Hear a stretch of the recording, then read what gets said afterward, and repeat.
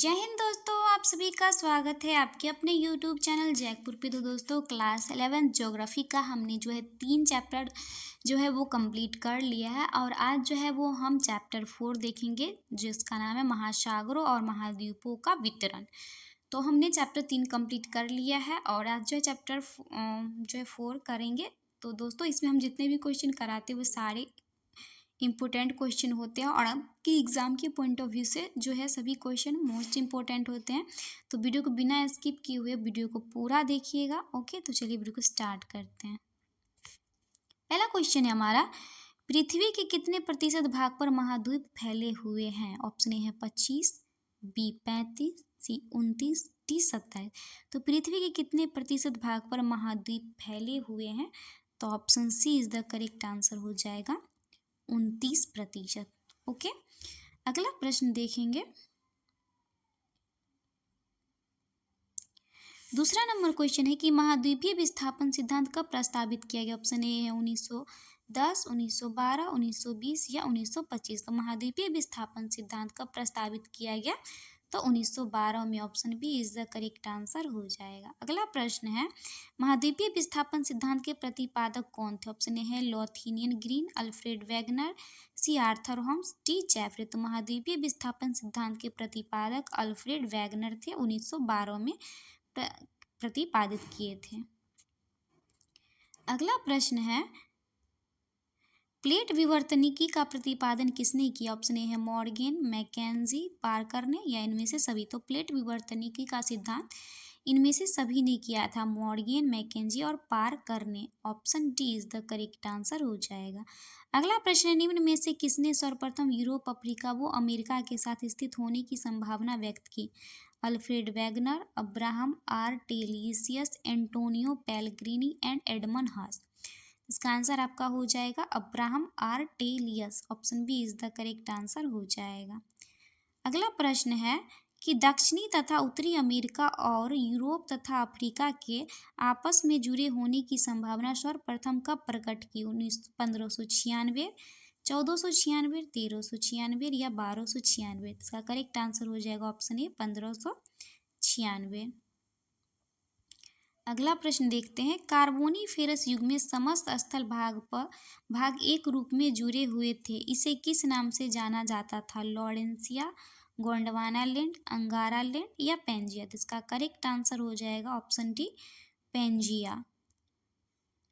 अगला प्रश्न है, पेंजिया के चारों ओर फैले महासागर किस नाम से जाने जाते थे? पैंथलासा, महासागरीय कटक, प्रशांत महासागरीय या टेथी सागर। पेंजिया के चारों ओर फैले महासागर जो है वो पैंथालासा के नाम से जाने जाते थे। Option A is the correct answer हो जाएगा। अगला प्रश्न है, पेंजिया कब दो भागों में टूटकर अलग हुआ? 10 करोड़ वर्ष पूर्व, 50 करोड़ वर्ष पूर्व, 20 करोड़ वर्ष पूर्व या 25 करोड़ वर्ष। तो पेंजिया जो है वो 20 करोड़ वर्ष पूर्व जो है दो भागों में टूटकर अलग हुआ था। अगला प्रश्न है, पेंजिया का विभाजन दो बड़े महाद्वीपों पिंडों के रूप में हुआ, इनमें से उत्तरी भूखंड किस नाम से जाने जाते थे? तो उत्तरी भूखंड जो है वो लॉरेंसिया के नाम से जाने जाते थे। Option D is the correct answer हो जाएगा। अगला प्रश्न है, पेंजिया के दो भागों में विखंडन के बाद दक्षिणी भाग किस नाम से जाना जाता था? Laurentia, Indo Australian plate, Gondwana land या यूरेशिया। तो गोंडवाना लैंड के नाम से जाना जाता था दक्षिणी भाग। Option C. अगला प्रश्न है, इनमें से कौन महाद्वीप गोंडवाना लैंड का भाग है? ऑप्शन है यूरोप, बी उत्तरी अमेरिका, सी ऑस्ट्रेलिया, डी इनमें से कोई नहीं। तो गोंडवाना लैंड का जो भाग है वो ऑस्ट्रेलिया है। तो option C is the correct answer हो जाएगा।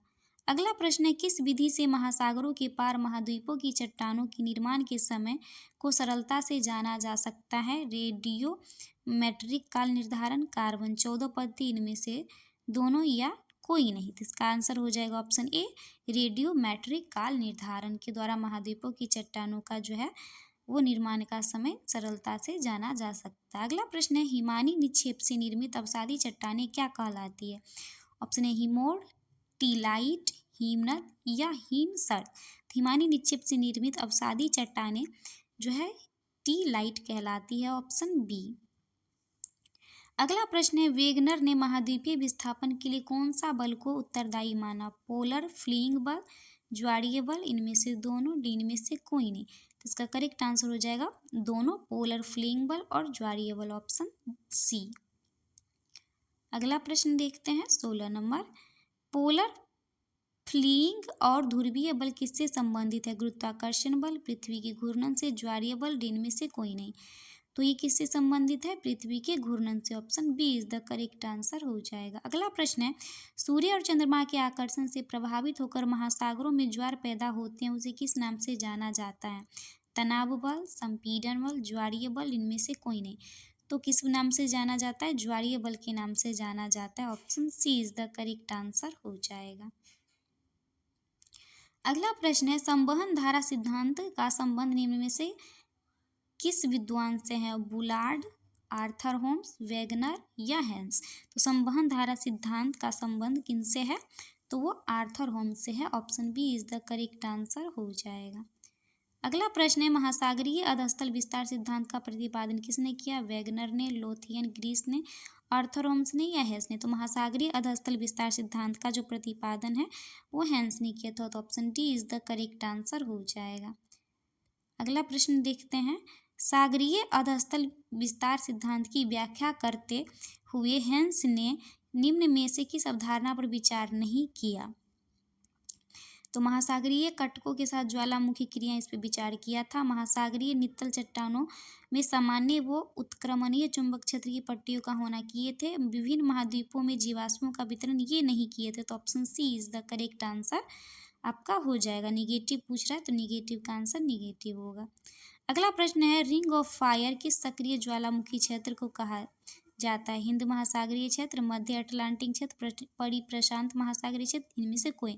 तो रिंग ऑफ फायर जो है वो परिप्रशांत महासागरीय क्षेत्र ज्वालामुखी के क्षेत्र को कहा जाता है। अगला प्रश्न है कि ठोस चट्टान का विशाल एवं अनियमित आकार का खंड जो महाद्वीपीय एवं महासागरीय स्थल मंडलों से मिलकर बना है वो क्या कहलाता है? प्लेट, मैंटल, भूप्रपट्टी, इनमें से कोई नहीं। तो वो प्लेट कहलाता है। क्या कहलाता है? Plate, option A is the correct answer हो जाएगा। अगला प्रश्न है, जिन प्लेट का अधिकांश भाग महासागरीय क्षेत्र होता है उस प्लेट को क्या कहते हैं? महासागरीय प्लेट, महाद्वीपीय प्लेट, भूप्रपट्टी प्लेट, इनमें से कोई नहीं। तो उसे क्या कहते हैं? तो उसे महासागरीय प्लेट कहते हैं, option A is the correct answer हो जाएगा। अगला प्रश्न है, इनमें से कौन सा महासागरीय प्लेट है? यूरेशियन प्लेट, प्रशांत प्लेट, अमेरिकी प्लेट, अफ्रीकी प्लेट? तो महासागरीय प्लेट जो है वो प्रशांत प्लेट है, तो option B is the correct answer हो जाएगा। अगला प्रश्न है, इस वीडियो का लास्ट और आखिरी प्रश्न है, प्लेट विवर्तकीय सिद्धांत के अनुसार पृथ्वी का स्थल मंडल कितने मुख्य प्लेट में विभक्त है? 10, 7, 6 या 20? तो कितने प्लेट में विभक्त है? तो 7 प्लेट में। तो दोस्तों मिलते हैं नेक्स्ट वीडियो में, तब तक के लिए बाय बाय।